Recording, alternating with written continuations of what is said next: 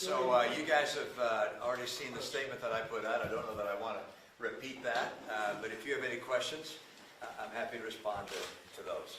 Senator Romney. Senator Romney. Why would you not choose to run for re-election? You know, I considered my age and the fact that at the end of a second term I would be in my mid-80s, and I think it's time for guys like me to get out of the way and have people in the next generation step forward, because they're going to be shaping the world they're going to be living in. And over the last a couple of decades, people of my age, the boomers, have done pretty well for ourselves. We voted for all sorts of benefits and programs for us, and we haven't paid for them. And I think some of the people that are coming along next want to have a say in how we leave the earth and how they prepare for the future they're going to live in. Senator Romney. He's a pretty vocal Trump critic. Did you feel like with him likely being on the ballot next year, it would give you trouble running for re-election? You know, there was a recent poll in Utah which had me showing some very strong numbers. I was very pleased to see that. I think the people in Utah don't all agree with me on the posture I took with regards to Donald Trump, but they respect people who vote their conscience, and I appreciate that in my fellow citizens. And I don't have any question in my mind that if I had to run again, I just don't think that we need another person in their 80s. I'm a little long of tooth already. We don't need more like me. The issues of the day relate to China, climate change, AI, and a lot of guys in their 80s who know how to deal with those issues. You mentioned your age as one of the reasons for not running for re-election. Is that a nice way to say to some of your colleagues who are older that maybe it's time for them to step down as well? Well, everybody's going to make their own decision, of course, and consider their own circumstances. I just looking at my age and where I am, I wish, if I knew that I was going to be like Chuck Grassley and be able to be vigorous and dynamic into my 90s, I might have reached a different decision, but you never know. But I do think that the times we're living in really demand the next generation to step up and express their point of view, and to make the decisions that will shape our American politics over the coming century. And just having a bunch of guys who were around, the baby boomers, who were around in the post-war era, we're not the right ones to be making the decisions for tomorrow. I wonder if you can speak to where the Republican Party is now. When you look at the Republican Party, particularly where the House of Representatives is, do you feel like this is a Republican Party that is beholden to former President Donald Trump? Well, there's no question but that the Republican Party today is in the shadow of Donald Trump. He is the leader of the greatest portion of the Republican Party. It's a populist, I believe, demagogue portion of the party. Look, I represent a small wing of the party, if you will. I call it the wise wing of the Republican Party. And I don't believe we're going away. I think ultimately we'll see a resurgence and come back into leadership of the party. Look, my wing of the party talks about policy and about issues that will make a difference to the lives of the American people. The Trump wing of the party talks about resentments of various kind and getting even and settling scores and revisiting the 2020 election. What are the policies for the future? And my party is only going to be successful getting young people to vote for us if we're talking about the future. And that's not happening so far in that other wing. Aren't you going to lose that battle? People like you are fighting that wing of the party and stepping aside. And to add to that, you had said just that a lot of the party simply does not believe in the Constitution. What do you mean by that? Well, I was in a rally where someone said to me, you know, if you're elected, this is when I was running for Senate last time, if you're elected, will you close down ABC, NBC, and CBS because they're not sending out the truth? And this was in a Republican rally, and I was like, really? I mean, there's no question. There's some portion of my party and the opposition party who thinks we need to have a strong person, a strong man, to put aside the Constitution. For that matter, President Trump, former President Trump, said we should put aside the Constitution and reinstall him as president. I mean, so yeah, there are some people who believe that. I believe they're sorely wrong. I believe the great majority of American people believe that they're wrong. But in terms of what I'm going to be doing, look, I want to get more young people voting and involved in the political process, and that's something I'm going to devote myself to after the next year and a half when I spend it. Senator Romney, thank you, Senator Romney. Who do you plan to endorse as your successor? Governor Cox, Mia Love, Congressman Owens, and second, why not stay and fight for what you believe in, even if it takes you to your mid-80s? Well, in part because I believe we want some other young people coming in and making those decisions. I don't intend to make endorsements. By the way, I think endorsements are, what's the old line, the John McCain line, they're not worth a bucket of spit. Who the heck cares who endorsed who? You make your decision as a voter about what you think about the candidate and their point of view and their vision, and you don't care about what some other person said. So I'm not planning on... But who do you want to succeed you? Senator, if you- I don't have a comment on who might Senator- succeed me. I hope that we get a very strong contender and that it's someone who's a little younger than me. Senator, if you think you're too old, what about Biden and Trump, who are way older than you? Do you think they should be rerunning? Oh, I think it'd be a great thing if both President Biden and former President Trump were to stand aside and let their respective party pick someone in the next generation. President Biden, when he was running, said he was a transitional figure to the next generation. Well, time to transition. David Ignatius this morning made a strong argument that we should see that kind of a change. I think both parties would be far better served if they were going to be represented by people other than those of us from the baby boom generation. Do you have any, You pointed to some of your bipartisan accomplishments in your statement earlier. Are you concerned at all about the ranks of senators who are at the table forming gangs, that's thinning out? Well, we had a group of about 10 of us, and that group has dissipated a bit. Rob Portman is gone.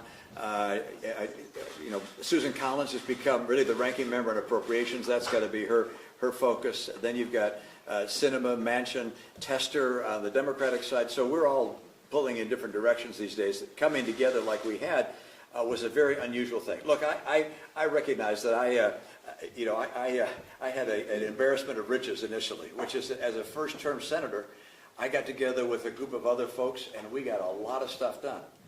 A COVID relief package when the White House and then Speaker Pelosi couldn't get one done, an infrastructure bill, reform of the Electoral Count Act, religious liberty protections in the Marriage Act, gun safety legislation. We got a lot done, which was a lot of fun. That's kind of unusual.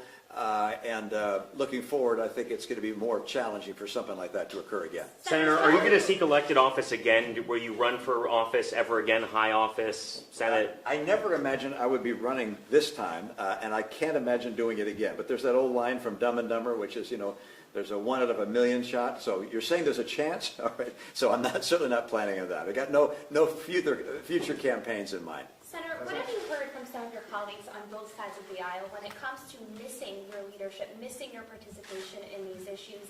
And secondly, something you're very well going to be a part of, potentially, is another impeachment trial in the Senate, this time with President Joe Biden. What's your response to that? Well, I have been heartened today as I've received texts from a great number of my colleagues saying they're going to miss me. I appreciate that. I was heartened by the poll in Utah a couple of weeks ago that was very, very encouraging as well, with a very positive approval rating. That feels good. Following the George Costanza lead, which is you leave when they're laughing, you leave when they're wishing you would stay. And I really don't want to be in an institution where people are saying, why is he still hanging around? Speaking of Senator, And so I'm going to continue to work over the next year and a half to really address the big 3 or 4 issues: immigration, the level of our debt we have, a climate change strategy, and a strategy to deal with China. What about an impeachment, on another impeachment trial potentially? I know the House is beginning an impeachment inquiry. I haven't heard any allegation of something that would rise to the level of a high crime or misdemeanor. I think it'd be very unusual to actually see a referral of impeachment. I don't expect that to happen. They can inquire and see if there's evidence that shows something else. I don't think they'll find that. I don't know. But there's been no allegation of that. And any hint of that has been denied by the president. So I'm not expecting that to occur. Senator Romney, can you talk about your legacy and how you want to leave before people, as you said, are laughing at you? What would you say to some of your colleagues who have been experiencing? They were laughing at George Costanza, Yes, not at yes, me. Sorry. yes. They laugh at me too, but that's a different matter. What do Yeah. you say to some of your colleagues, including the Republican leader Mitch McConnell and Senator Dianne Feinstein, who are going through their health diagnosis and facing criticism to step down? Well, in their position, for instance, take Mitch McConnell. He's the leader of the Republican caucus. What he's able to do at his age is really extraordinary. I mean, and I'm a first-term senator. Even as a second-term senator, I would not be a committee chair or a ranking member.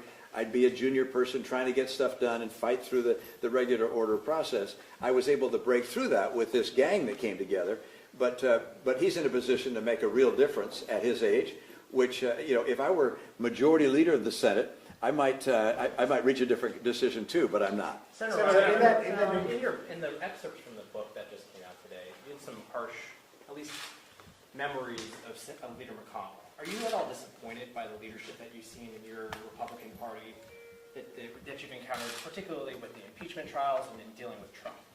No, actually, I have a great deal of respect for Leader McConnell, and one of the mysteries to me is why he is so unpopular in national polls. I don't understand that. He is the singular reason why we have a conservative Supreme Court. Hope people recognize that. He also is a very effective leader of our group. When you have 50 people, a Republican group, basically 50 of us, every one of whom thinks they ought to be president, how you lead a group like that is not easy, and he has done it with skill and aplomb over a number of years. So I have nothing but the highest respect for him.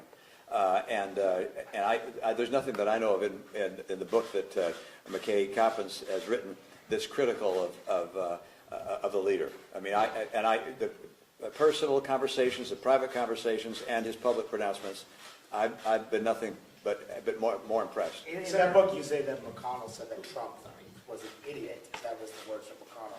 But one, is that true? I'm not going to comment on those specific things because those were not quotes from me. They were quotes from a member of my staff who actually quoted that. So I won't comment about that. But I think who objected on January 6th disingenuous. I think the point was that with regards to that comment, which is that I think Leader McConnell thought it was not a great idea on the part of Donald Trump to be critical of jury members at the time they were deliberating. It was kind of an obvious point. And then what about Cruz and Hawley? Because you said they were disingenuous on them objecting. Look, I really do believe that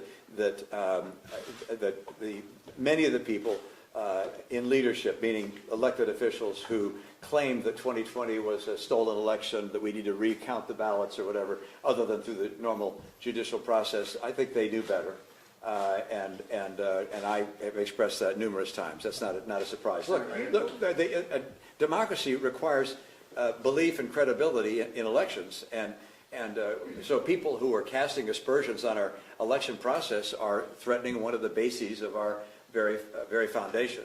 So I was critical of that and continue to be, and I'm sure they wouldn't be surprised to hear it again. Are you worried another January 6th could happen after this election? Is that part of it? I think my guess is after the next election, whatever happens, there'll be plenty of people around the Capitol to make sure that doesn't happen again. What do you think it's going to take for the party to not be so dominated by Donald Trump anymore? I saw an article in the Atlantic which pointed out that young people are not warming to the MAGA message, and I think that's true. Whether Donald Trump is there will be someone that follows him, that follows in his footsteps, and gives the same populist patter. I don't think it'll be successful long term because I think young people are paying far more attention, are not going to be sucked into the populist notions, and so I think our party goes back to, if you will, the wise wing of the Republican Party as time goes on. Do you think in your party, though? I mean, Trump is leading, dominating in the polls right now. He's probably going to be your nominee. You're on the outsider of the party. Yeah. There's no signs that what you're saying that the party's going to shift away. I'm not talking about the next 2 years. I'm talking over the next decade or so. I mean, populism doesn't work. I quote that M.L. Mencken line, which is to every complex problem, there's a solution which is simple, clear, and wrong.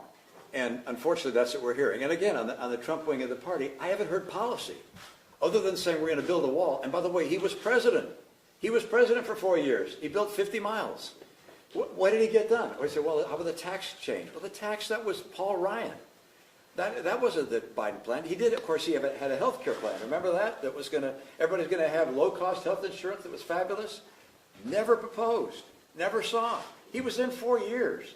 So it's not a policy-centric approach, and if you don't have policy to match your rhetoric, ultimately it's not going to be successful. It'll be your greatest regret at the end of the day. Senator, in that case, in McKay's article, you mention, or it's mentioned that you've spoken to Joe Manchin about possibly starting a third political party. Is there any interest in that, or is that sort of died out? Oh, that was several months ago. Who knows what might happen? I think Senator Manchin is looking more closely at no labels at this stage. I can't speak for him, but Joe and I speak a good deal, and I raise ideas with him.